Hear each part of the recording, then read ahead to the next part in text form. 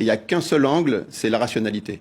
Voilà. Et par contre, pour traiter sérieusement cette question, on a ouvert une douzaine de dossiers indépendants et on regarde dans chaque cas, factuellement, rationnellement, quelle est la réponse la plus adaptée. Dieu existe ou Dieu n'existe pas? Et sur chacun des cas, tous les clignotants, si vous voulez, il y a un strike, tous les clignotants passent au vert en même temps, et à la fin, vous vous dites, bon, bah, de toute façon, parce que la réponse, savoir si Dieu existe ou pas, la réponse existe quelque part, indépendamment de nous.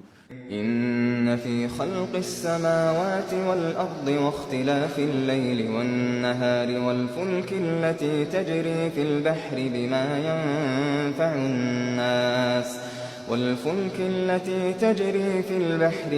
ينفع الناس وما أنزل الله من السماء من ماء فأحيا به الأرض بعد موتها وبث فيها من كل دابة وتصريف الرياح والسحاب المسخر بين السماء والأرض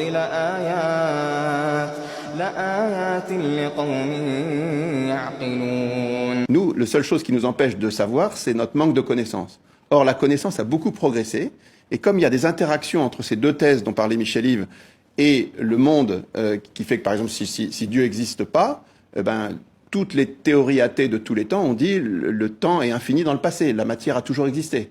Bon, mais ça, c'est fini. On ne peut plus penser ça scientifiquement. Parce que maintenant, on sait qu'il y a eu un début au temps, à l'espace et à la matière. Oui. Vous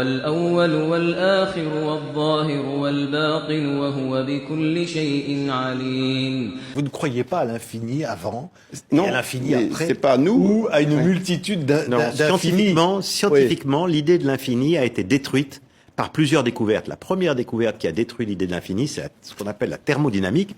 Et il ne faut pas que les auditeurs soient inquiets. En fait, c'est des idées très simples. La thermodynamique, c'est que l'univers est comme une bougie, elle s'use. On l'a allumée, elle brûle, ça va durer un certain temps, mais en fait, donc ça s'arrêtera. Il y aura la fin du monde. La